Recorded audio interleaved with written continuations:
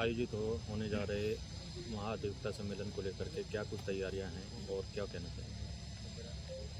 कोटपुतली में जो जिला अधिवक्ता सम्मेलन 8 जनवरी को कल जो आयोजित होने जा रहा है, उसके लिए आयोजन समिति माननीय संयोजक महोदय मुकेश मनोज जी भूषण और अशोक जी के नेतृत्व में काम कर रही है और अलग अलग क्षेत्रों में अलग अलग व्यवस्थाएं इन्होंने बांट के पूरी व्यवस्थाओं का अंतिम रूप दिया जा रहा है।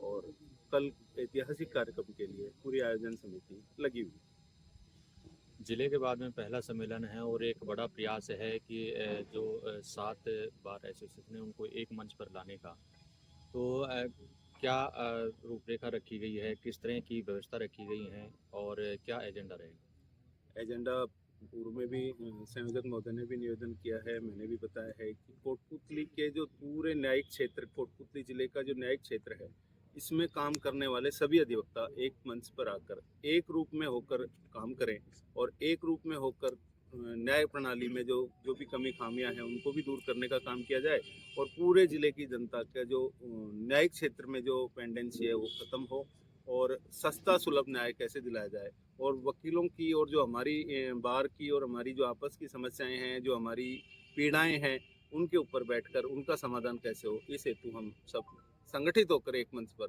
आए। इस प्रकार का मूल एजेंडा है। राजनीतिक तरफ से कौन कौन पहुंच रहे हैं?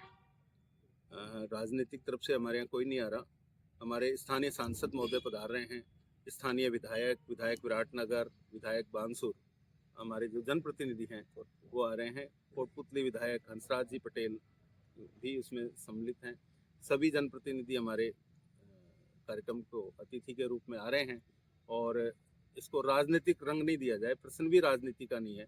हमारे जनप्रतिनिधि हैं वो हमारे इस कार्यक्रम में की शोभा बढ़ाने के लिए अतिथि के रूप में हमारे बीच रहेंगे। जो कोटपुतली बहरोड की जो चल रही थी उसमें कोई इसमें कुछ फेरबदल होगा या फिर सहमति से होगा ये प्रोग्राम? नहीं, सभी सहमति से।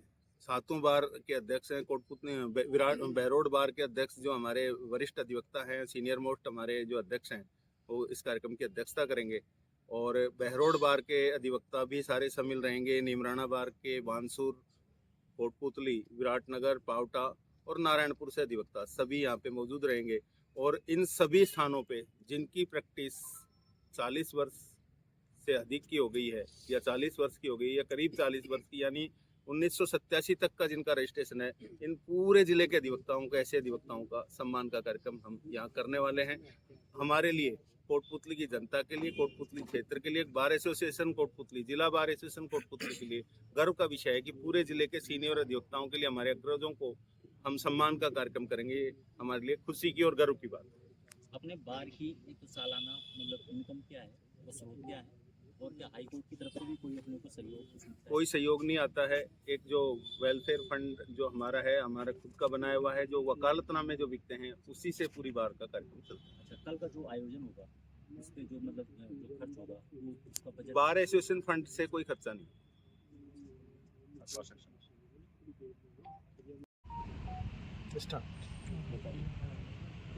इस कार्यक्रम का हमारा मूल उद्देश्य ये है कि जिला न्याय परिक्षेत्र के जितने भी 7 बार हैं, bar association Kotputli, bar association Behror, bar association Neemrana, bar association Bansur, bar association Pawta, bar association Viratnagar और नीमराणा, ये 7 बार अधिवक्ता के रूप में एक मंच पर आएँ, अपनी समस्याओं का एक साथ समस्याओं पर विचार विमर्श करें, विचार मंथन करें और उसके बाद में अपनी समस्याओं को एक मंच पर लाकर सक्षम प्राधिकारियों के समक्ष रखें और पूरा न्याय परिक्षेत्र एक परिवार के रूप में सामने आए।